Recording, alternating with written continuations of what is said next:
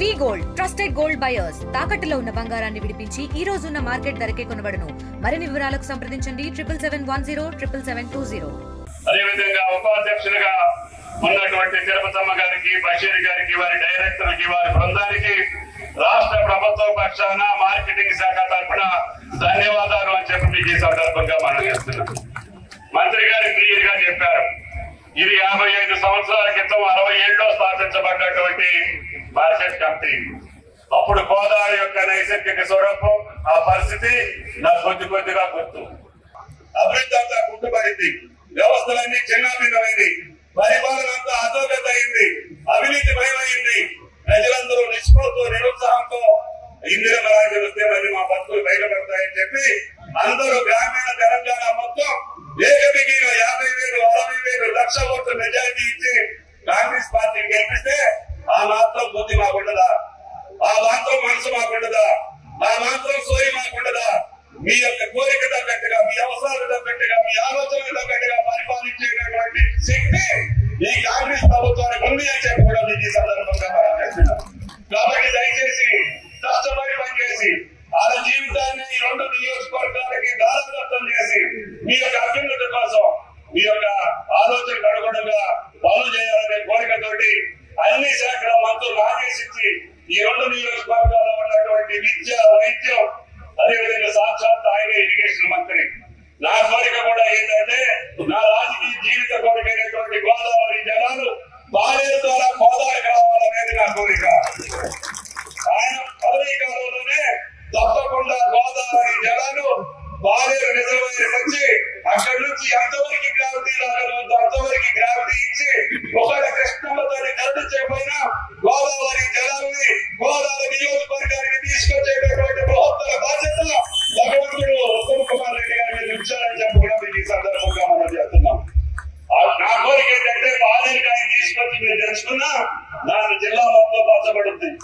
నేను కూడా నా 40 సంవత్సరాల రాజకీయ జీవితానికి అర్థం ఉంటుందని చెప్పి ఏ పార్టీ పిలిచినా, ఏ నాయకుడు పిలిచినా అది చేస్తానంటేనే మీ జెండా పట్టుకుంటానని చెప్పారు. నేను పదవులు అడగలేదు, టికెట్లు అడగలేదు, గోదావరి నీటి అడిగాను. దానికి నా అదృష్టం కొద్ది ఉత్తమ్ కుమార్ రెడ్డి గారి మంత్రి అవడం, నా కోరిక తీరే అవకాశం రావడం, మీ అందరికీ రైతాంగ సోదరులకి నా రుణం తీసుకునే అవకాశం రావడం నా అదృష్టం అని చెప్పి కూడా మీకు ఈ సందర్భంగా మనం చేస్తున్నాం. కాబట్టి దయచేసి చిల్లర మంది రాజకీయ పార్టీలు మాట్లాడే మాటలు అది వాస్తవం అయితే మీరు నమ్మండి, మా తప్పు అయితే మమ్మల్ని నిలదీయండి. మీరు దేనికైనా సిద్ధమే.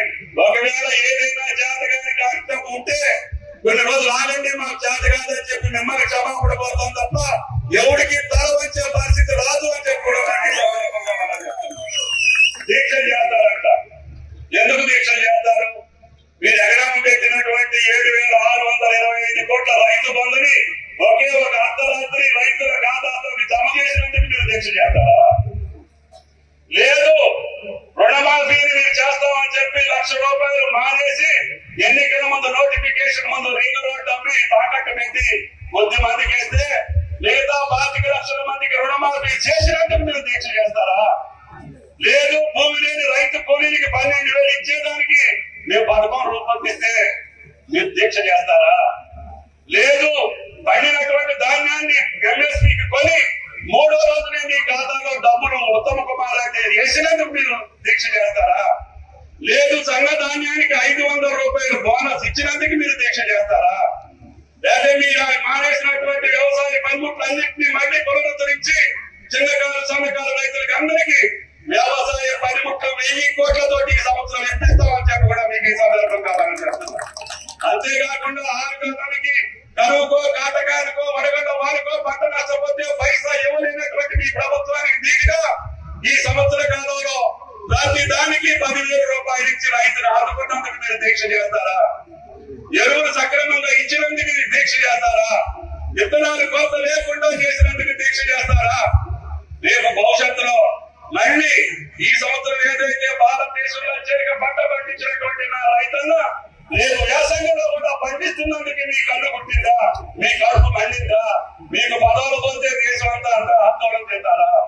మీకు పదవులు పోతే జాత అంతా ఆగమైపోయిందని చెప్పి మీరు మాట్లాడతారా?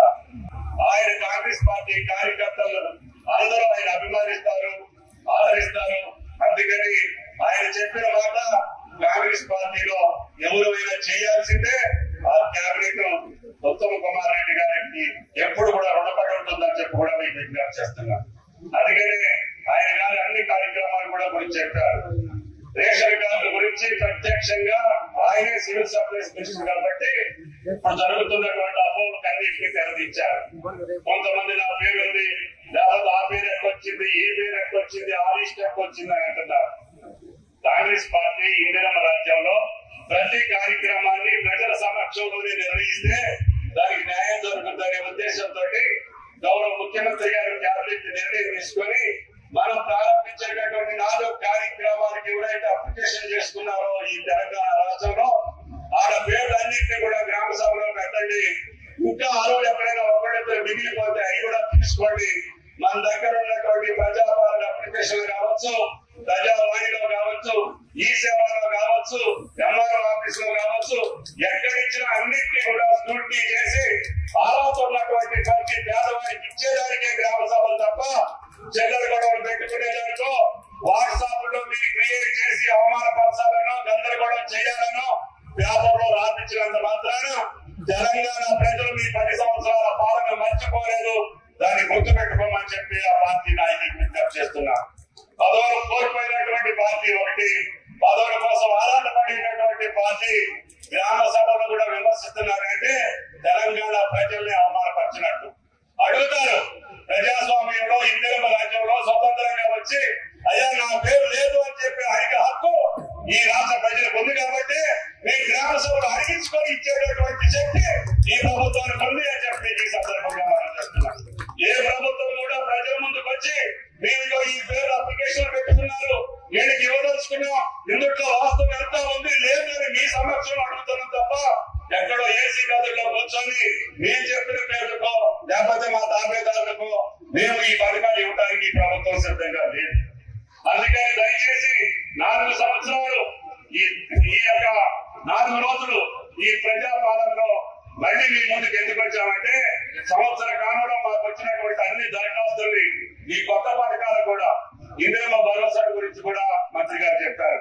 వ్యవసాయ కూలీకి సంబంధించి భూమి లేని నిరుపేదలు కూడా ఈ పార్టీ మాట ఇచ్చింది, కుటుంబానికి 12,000 ఇస్తామని ఆ పేర్లు కూడా మేము వచ్చాం. ఇందిరమ్మ ఇల్లు 10 సంవత్సరాల ఇంటి కోసం అమోదించేటటువంటి పేద ప్రజల యొక్క వివరాల కోసం మేము ముందుకు వచ్చాం. నిరుపేదలైనటువంటి భూమి ఉండి గుడిసెలైనటువంటి నిరుపేదలకు ముందు ఇవ్వాలనుకున్నాం. దఫాల వారీగా అర్హులందరికీ ఇవ్వాలనుకున్నాం. అదేవిధంగా రైతు భరోసాకు సంబంధించి కూడా మీ అందరి అభిప్రాయాలు తీసుకున్నాం. ఏం చేద్దామని చెప్పాం. 5 ఎకరాలు ఇస్తే చాలండి, తగ్గిమాలంతా పెద్దోడు కదా అని అన్నారు. కొంతమంది 10 ఎకరాలు అయితే మంచిగా ఉంటది, అందరికీ ఉపయోగం జరుగుతుందని చెప్పారు. అందరికి ఎంత ఉన్నా సరే 10 ఎకరాలు ఇవ్వని కూడా కొంతమంది చెప్పారు. అన్ని జిల్లాల్లో రైతాంగాన్ని అడిగాం. కానీ ముఖ్యమంత్రి గారు క్యాబినెట్ ఆలోచించింది. 10 ఎకరాల కంటే మించిన వాళ్ళు ఒకే 1% ఉన్నారు.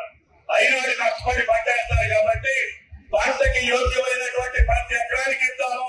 అదే ఇందిరమ్మ రాజ్యం, అదే రైతు రాజ్యం చెప్పి నిర్ణయం చేస్తాం. కాబట్టి మాకెంతో భగవంతుడు అవకాశం ఇస్తే అంత ఈ రాష్ట్ర అభివృద్ధి కోసం పాటుపడతాం. తప్పకుండా కాంగ్రెస్ ప్రభుత్వం మీరు ఎంచుకున్నటువంటి ప్రభుత్వం, మీరు కోరుకున్నటువంటి ప్రభుత్వం ఎన్ని పథకాలకు వీలైతే అన్ని పథకాలు. ఈ రోజు ప్రపంచ వ్యాప్తంగా జరిగేటటువంటి దావోస్ లో దేశవ్యాప్తంగా ఉన్నటువంటి ముఖ్యమంత్రులు అందరూ వెళ్తే మరి తెలంగాణ ముఖ్యమంత్రి దగ్గరికి వచ్చి వేల కోట్ల రూపాయలు పెట్టుబడి ఎందుకు పెడుతున్నారో వీళ్ళు ఆలోచన చేయాల్సినటువంటి అవసరం ఉంది. నిన్నటికి 60-70 వేల కోట్లు వచ్చింది. ఇవాళ కూడా ఈ రాత్రికి 1,00,000 కోట్లు పూర్తవుతుంది. తప్పకుండా ఈ యొక్క తెలంగాణని పారిశ్రామికంగా, విద్యాపరంగా, వైద్యపరంగా, వ్యవసాయ పరంగా అగ్రగామిగా ఉంచడమే ఈ కాంగ్రెస్ పార్టీ యొక్క లక్ష్యం తప్ప ఎక్కడా కూడా ఆయన గారు ఇన్ని సంవత్సరాలు నిజాయితీగా నిబద్ధతతో ఉండబట్టే ఈ రోజు తెలిసిన మాటకి మీరు ఎప్పుడో వచ్చి కూర్చొని ఒక్క మనిషి కూడా లెగలేదంటే అది నిబద్ధత. ఆయన మీటింగ్ పెట్టుకోవాలంటే ఇందాక బషీర్ గారు చెప్పినట్టుగా అన్ని సప్లై చేయాలి. ఆ సప్లై చేసే శక్తి మా దగ్గర లేదు. పనులు చేసే శక్తి మీరు ఇచ్చారు, ఆ భగవంతుడు ఇచ్చాడు. ఆ పనులన్నీ పూర్తి చేస్తాం.